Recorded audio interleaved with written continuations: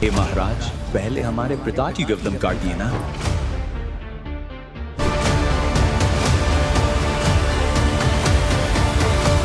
मोनिका जी, आपसे हम जानना चाहेंगे कि हाल ही में सोशल मीडिया पर कबीर परमेश्वर निर्वाण दिवस को लेकर बहुत ज्यादा एडवर्टाइज किया जा रहा है, तो आपसे ये जानना चाहेंगे कि इसके पीछे कौन सी दिव्य घटना घटित। जी, सबसे पहले तो मैं ये बताना चाहूँगी कि निर्वाण का अर्थ क्या होता है। निर्वाण का अर्थ होता है मोक्ष प्राप्ति, यानी कि आत्मा सांसारिक जीवन से मुक्त होकर परमात्मा की ओर विलीन हो जाती है। इसी घटना को आगे बढ़ाते हुए मतलब कि हम बताते हैं कि 508 वर्ष पूर्व एक घटना घटित हुई थी। पहले के जो धर्मगुरु और पाखंडी धर्मगुरु थे, उन्होंने एक धारणा फैलाई हुई थी, जो काशी में मरेगा वो स्वर्ग को प्राप्त होगा और जो मगहर में मरेगा वो नर्क को प्राप्त होगा। हे ब्राह्मण, मुझे भी मोक्ष को प्राप्त करना है। ये काशी है और यहाँ मरने वाला हर व्यक्ति मोक्ष के लिए ही आता है। लेकिन मैंने अपने जीवन में बहुत सारे पाप कर्म किए हैं। इससे कोई फर्क नहीं पड़ता है कि मरने वाला व्यक्ति पापात्मा है या पुण्यात्मा। काशी में मरने वाला हर व्यक्ति स्वर्ग को जाता है और मगहर में मरने वाला हर व्यक्ति नरक को प्राप्त करता है। ठीक है,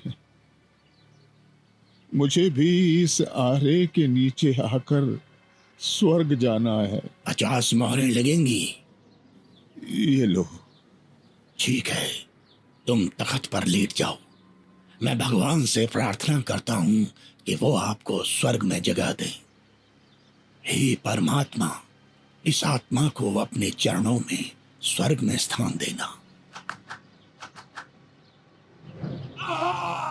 सत्य साधना करने वाला व्यक्ति संसार के चाहे जिस कोने में भी शरीर छोड़े और चाहे जैसे छोड़े, वो अपने पुण्य कर्मों के प्रताप से ईश्वर के पास चला जाता है, नरक नहीं जाता। लेकिन दुष्कर्मों को करने वाला इंसान चाहे जहाँ भी मरे, चाहे काशी हो चाहे मगहर, उसे नरक की ही प्राप्ति होती है। सतलोक को प्राप्त करने के लिए पुण्य कर्म जरूरी है, ना कि काशी क्रोध के नीचे मरना।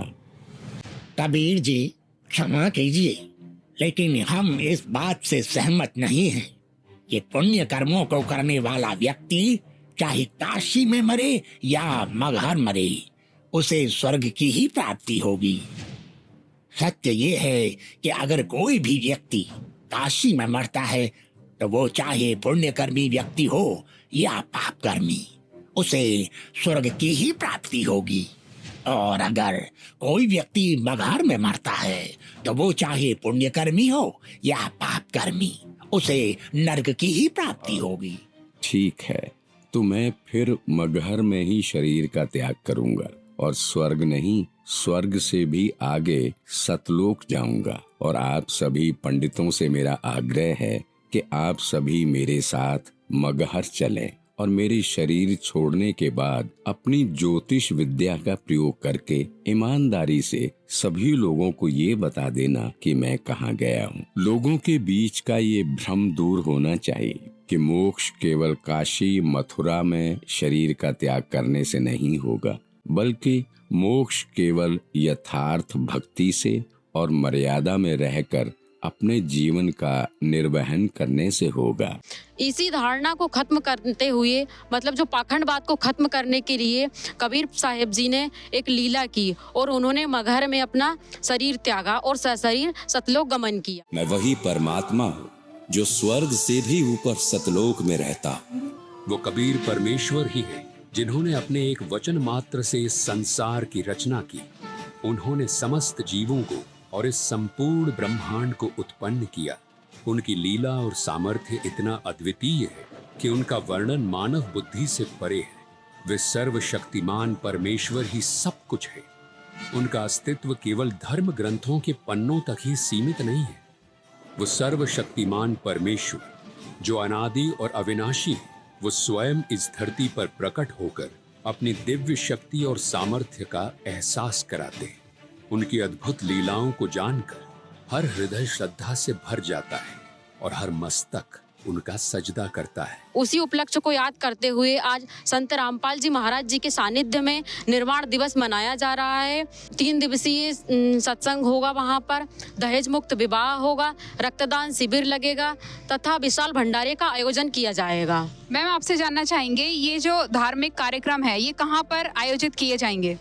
जी, सतलोक आश्रम 11 है MP में, सतलोक आश्रम बैतूल में, सतलोक आश्रम इंदौर में, सभी आश्रमों में ये आयोजित किया जाएगा। और ऐसा नहीं है कि ये सिर्फ जो लोग जुड़े हैं उनको ही आमंत्रित किया जाएगा, पूरे विश्व को आमंत्रित किया जा रहा है इसमें और सभी लोग आएंगे इसमें।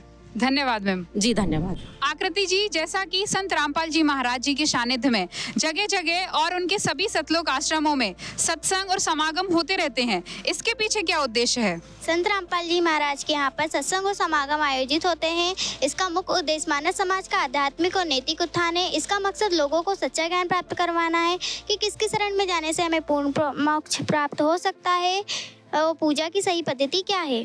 धन्यवाद।